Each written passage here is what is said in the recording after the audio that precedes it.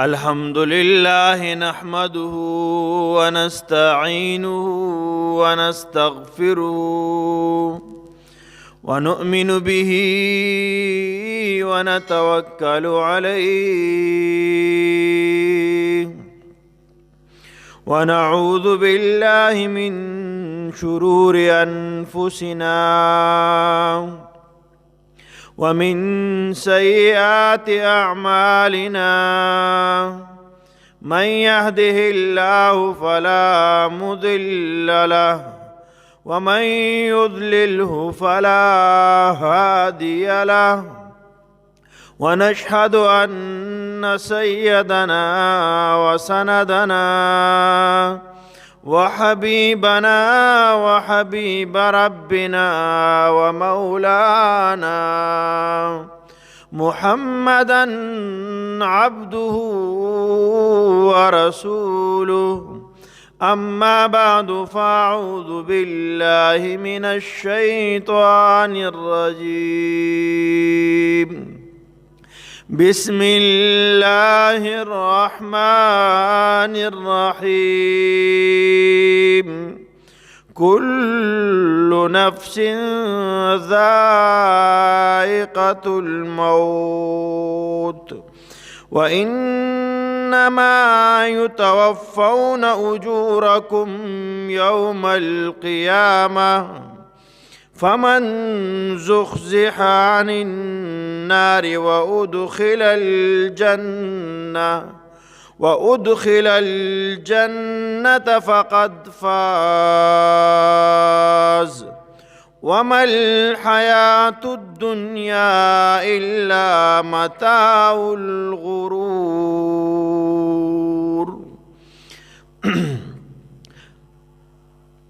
قال الله تعالى في شان حبيبه إن الله وملائكته يصلون على النبي يا أيها الذين آمنوا صلوا عليه وسلموا تسليما اللهم صل على محمد وعلى آل محمد كما صليت على إبراهيم وعلى آل إبراهيم إنك حميد مجيد اللهم بارك على محمد وعلى آل محمد كما باركت على إبراهيم وعلى آل إبراهيم إنك حميد مجيد زما قابل قدر ډیرو غیرتمندو مسلمانانو حاضرینو سامعینو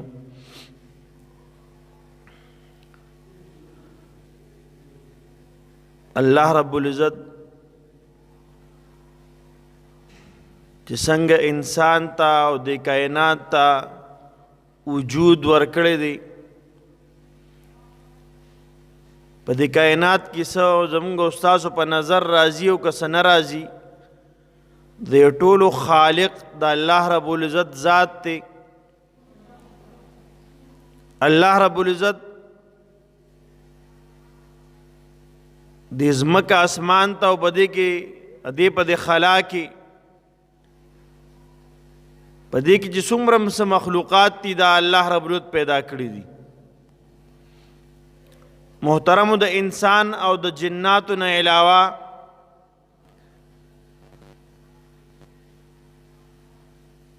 دا باقی څومره څیزونه چې دي دا الله رب العزت د انسان او د پیری د فائدې لپاره پیدا کړي دي محترمو په مخ د ځمکې چې څومره سالرونکي څیزونه دي په هغې باندې به بقا راځي دا به پای باندې به مرګ راځي دا به ختمیږي. څومره کائنات کې څیزونه دي مخلوقات دي دا به ټول فنا کیږي په دې فنا راځي او دا الله رب العزت ذات دا به باقی. بیا به الله رب العزت انسانان او جنات دوی ته دوباره ژوند ورکوي. محترم معارض میں داو چې په هر سالرون کې باندې مرګ یقیني دی ردی راتګ هر سالرون کې با د مرګ ذائقه خامخا سکی. اللہ رب العزت قرآن کے فرمائی کل نفس ذائقة الموت د مرګ دا پیاله د مرګ دا ذائقه دا به هر سالرون کې سکی. څومره چې په مخ د ځمکه مخلوقات دي په دې باندې مرګ خامخا راځي. محترمو جناب نبی کریم صلی اللہ علیہ وآلہ وسلم نے روایاتو کې هم د دې څیزونو یعنی د مرګ د یادولو تذکره راغلی ده. تاسو مرګ ډیر ډیر یادوئ. عبداللہ ابن عمر رضی اللہ تعالیٰ عنہ نقل دی فرمائی جناب نبی کریم صلی اللہ علیہ وسلم پہ یو موقع باندې ارشاد فرمایا چې تاسو مرګ ډیر یادوئ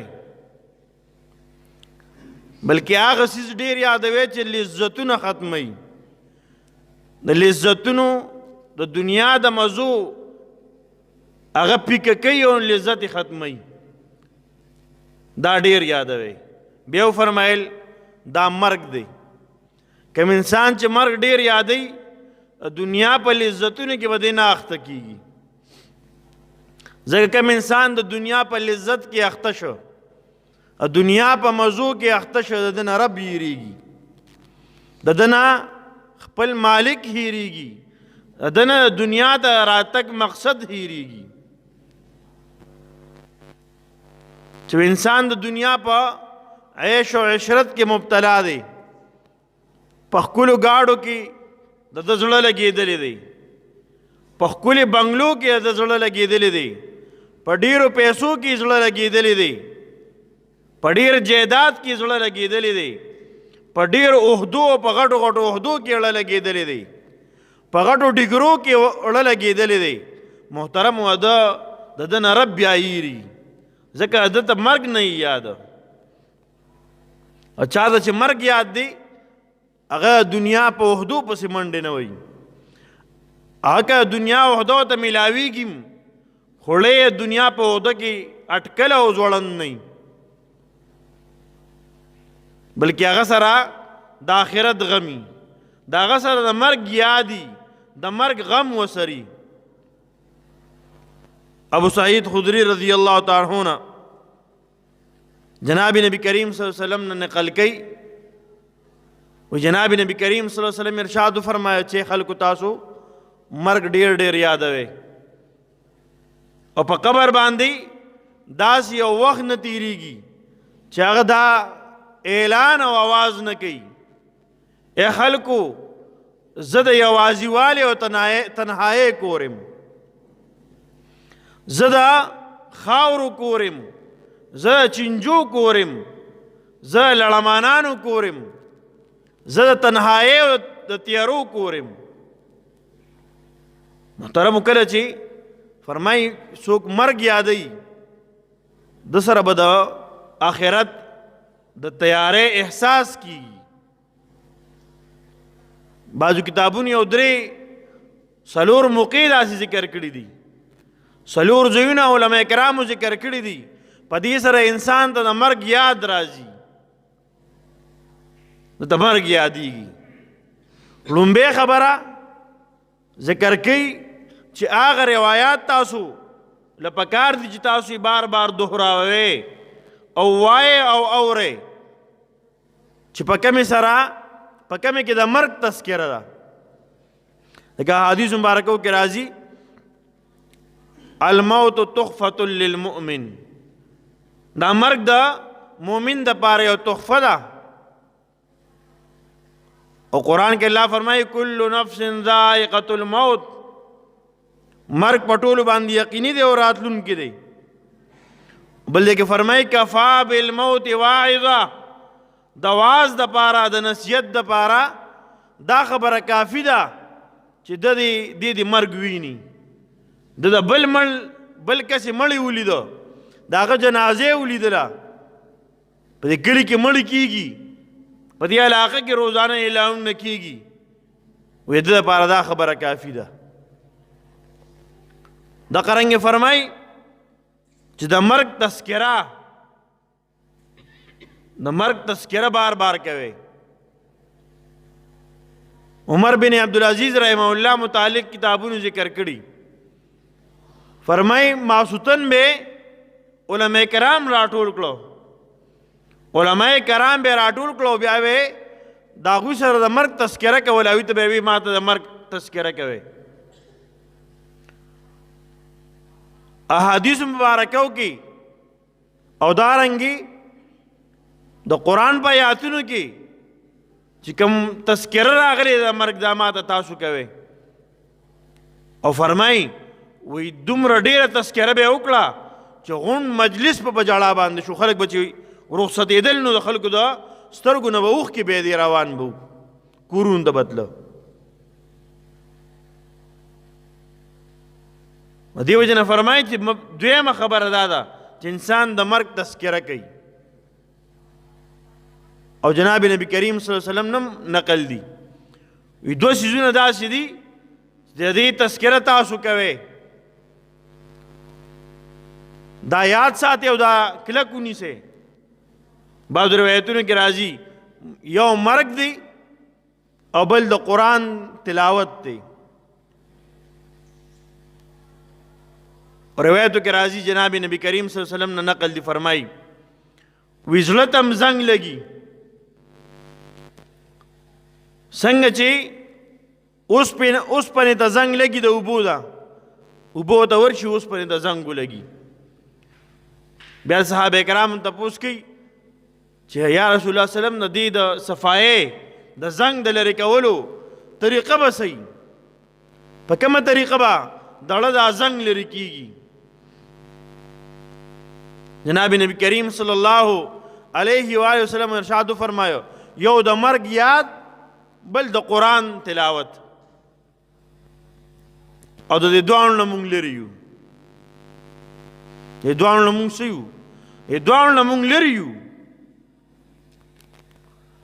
نه مرګ یادول شته او نه د قرآن تلاوت شته. چرته رمضانی مسلمانان یو، رمضان راشي قرآن راوالو، قرآن کې لږ شیان تلاوتو کی، پر رمضان ختم تلاوت ختم. او د ټول نه بدبخت انسان هغه دی چې دې شپه او ورځ کې د قرآن تلاوت ونه کي، دا ډېر بدبخت انسان دی.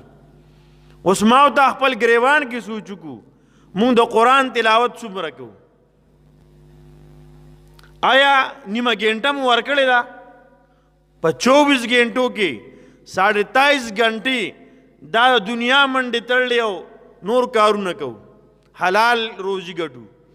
آیا 30 منټ مونږ د قرآن تلاوت دپاره ورکړي؟ هر سړی خپل ګریوان کې سوچ وکړي ما څومره ټیم ورکړی، څومره ټیم زه تلاوت کوم. محترمو د مرګ یاد خدا سي په مونږ باندې بد لګي، که چا د مرګ څه تذکره وکړه مونږ ولې زر په خوله لاس ږدو، دا خبرې مه کوه مړه، بل څه کار دې شته که نشته، بس صرف مرګ خبرې کوي. مرګ مونږ باندې بد لګي، د هغې وجه دا ده مونږ تیاری نه دی کړې مرګ دپاره.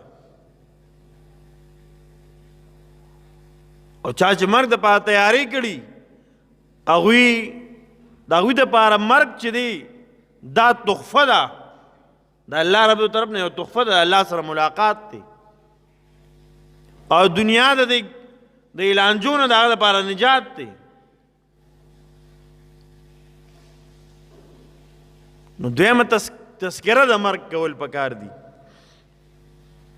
دارنګې علماء کرام ذکر کوي دریم عمل په جنازه کې شرکت دی. چې کوم سړی په جنازه کې شرکت کوي د ده به اړه نرم کېږي، د اړه سختي به ختمېږي. او چې کله اړه نرم شي بیا نیکو اعمال طرف ته توجه راځي، بیا نیک اعمال کوي، ښه کارونو طرف ته توجه وي. او چې کله اړه سخت دی لکه د کاڼي، بیا د په هېڅ باندې پروا نه وي، بیا دې پنځه مونځونه د سره ونه کي بیا هم پړه کې یاره نه راځي، اړې سخت شوي. ما ورته خپل ګریوان کې سوچ وکړو د سهار مونځ ما په کوم ځای کې کړی دی، کړی مې دی که مې نه دی کړی، که مې کړی په جمع سره مې کړی، تکبیر اولا سره مې کړی، او که نه د سره مې کړی نه دی. هر سړی خپل ګریوان کې سوچ کوي، د بل متعلق فیصله نه کوو دی نه کوي دی نه کوي، نه ما کړی که نه دی کړی. محترمو چې کله د مرګ یادي جنازو کې شرکت دي، یو خو زمونږ شرکت دی زمونږ د خلکو، ځکه په څه نیت باندې ځو، په دې نیت باندې ځو جنازې له چې زما نیکه مړ و هغې له راغلی و، زما پلار چې مړ و هغې له راغلی و، او ځکه ځم چې بیا به زما له هم جنازې له راځي. نو که په داسې نیت سړی ځي داسې کس ته به څه فایده وشي، ځکه د جنازې ته تګ مقصد غلط کړی دی، لاره غلطه ده، د نیت غلط دی. جنازې ته سړی دی لپاره ځي د ته مرګ ور یاد شي، په خپل احساسو سره وشي. د مشر په جنازه کې شرکت وکړه، دا احساس وشي د 100 کاله عمر تیر که خو آخر د دنیا نه لاړه، نو زه سیمه، زه به هم ځمه، زه به هم مرم. د کشر په جنازه کې د دې لپاره شرکت وکړه چې ته شرکت وکړې، نو دې دپاره د نیت به دی پړه کې به دا احساس پیدا شي چې دا ګوره په دې عمر کې لاړه، زما نه کشر د دې لاړه، نو زما د مرګ څه پته لګي چې کله به راځي. نو دویم دا ده چې په جنازو کې شرکت کول، او کم خلک چې په صحیح نیت باندې جنازو ته شرکت کړی دی، د عبرت په نیت باندې تللی دي، د الله د رضا لپاره تللی، د ثواب په نیت باندې تللی دي، دا خلکو به زندګۍ په یو جنازه باندې بدلی دی. مونږ تاسو بار بار دا واقعات اورو. حسن بصری رحمه الله ډېر بزرګ انسان تیر شوی دی، ډېر لوی امام تیر شوی. محترم دا باره کې راځي روایتو کې چې کله به جنازه کې شرکت وکړو نو اکثر به داسې وشو، ډېرې موقع به داسې راغلې په جنازې په کټ کې به واپسې کړي، هغه بېهوشه کور ته راوړو، بېهوشه شوی به و د یرې د وجې نه. مونږ په جنازه کې ولاړي، په جنازګاه کې به ولاړي، د قبر په غاړه به ولاړ یو او ګپې به لګیا به یو، او داسې ګپ به لګې او اورې به ته به وایې دا چېرته میله ده د بازار کې، سړی چې په غټه میله کې ولاړي دومره شوري که چېرته مې یو عالم بیان کوي والله که څوک یې اوري، بغیر لوټ فکر خو به یې جنازګاه کې څوک بیان وکړي چې څوک یې واوري. لکه تاسو یې اورئ دا بیان، دا د لوټ فکر په زور اورئ، ورنه زمونږ او ستاسو خبرې او شور شغرب دومره زیاتي، پای کې هم زمونږ توجه نه وي، پای کې هم مونږ ته مرګ یاد نه وي، پای کې مونږ الله ته رجوع نه کوو، پای کې مونږ خاموش او نه درېږو. په قبر باندې به خاوره اوړي، د عبرت مقام نه د عبرت چې ښکلی انسان ښکلی بدن نن د خاورو لاندې پناه کېږي چې د خلکو په جړا جړا ځان وجلی، امونږ په هغې کې څوک لګیا وي، څوک به سګرټ ډکوي او څوک به اسکي او څوک به ګپې لګوي. نو موږ سره دغلته مې احساس پیدا نه شي. او بزرګانو چې جنازې به یې وکړې دومره احساس په سره پیدا شو د یرې نه، د هیبت د وجې نه به بېهوشه شو او واپس د جنازې په کټ کې به هغه بېهوشه راوړو. محترمو دریم زمونږ او ستاسو جنازو کې شرکت دي. د الله د رضا لپاره او د عبرت په نیت باندې هلته ځو.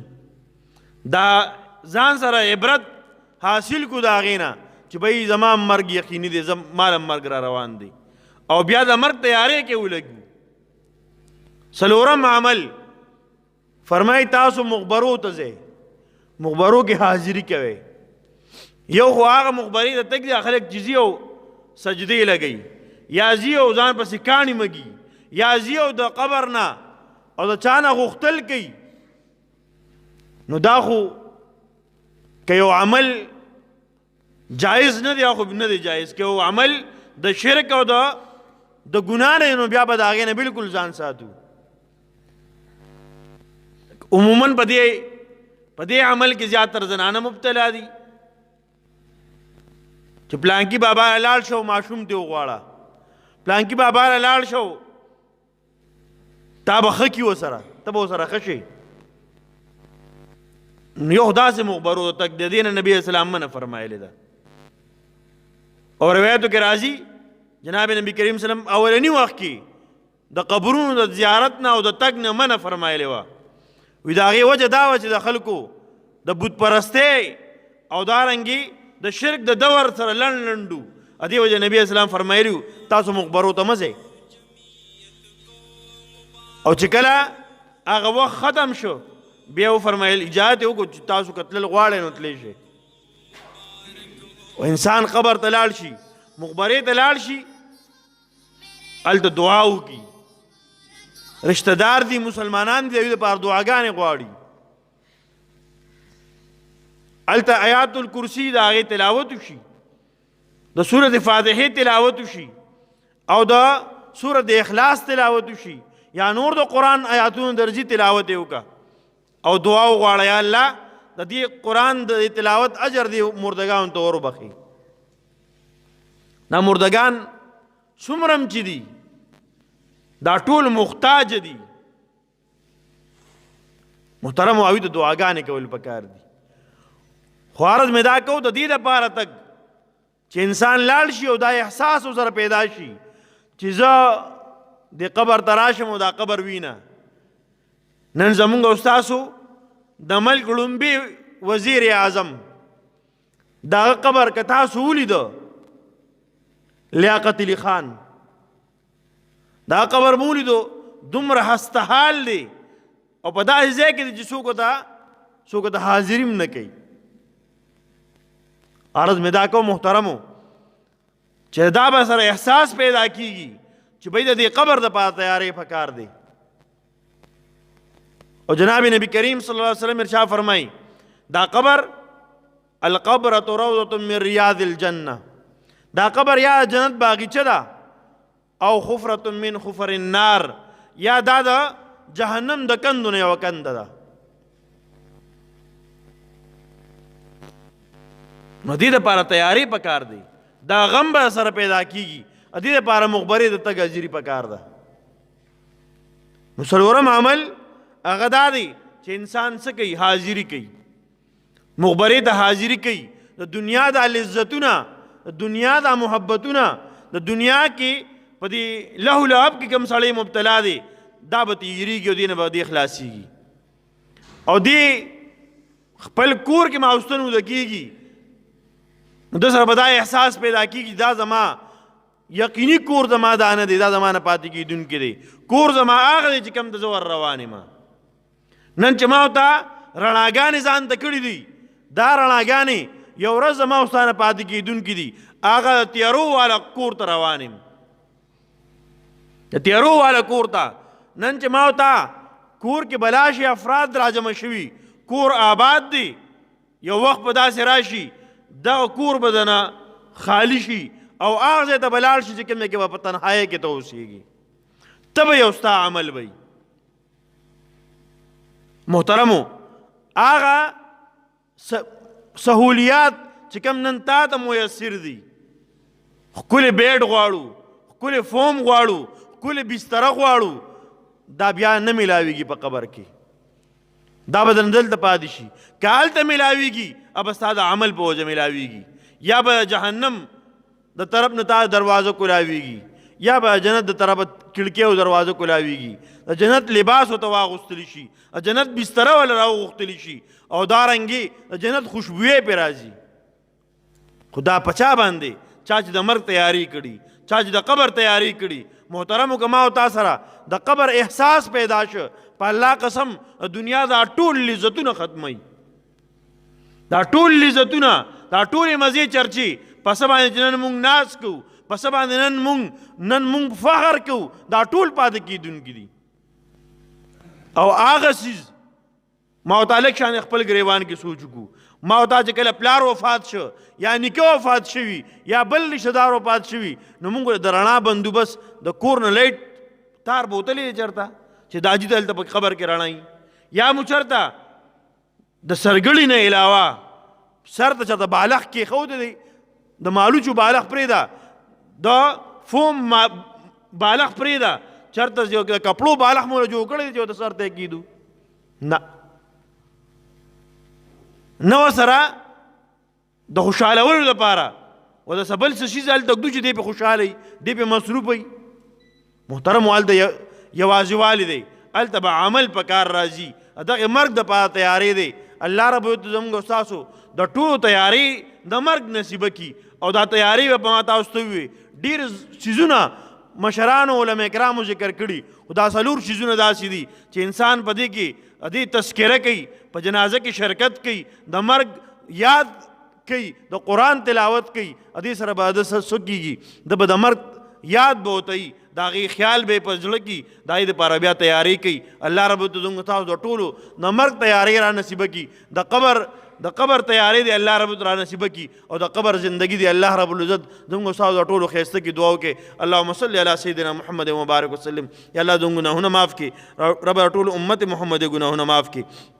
ربه زموږ د ټولو سره د مرګ نه مخکې د مرګ تیاری را نصیب کړي. ربه د قبر احساس راته را نصیبه کړي. ربه د قبر د عذابونو محفوظ ساتي، د قبر د سختونو محفوظ ساتي، ربه د قبر د تیارونو محفوظ ساتي.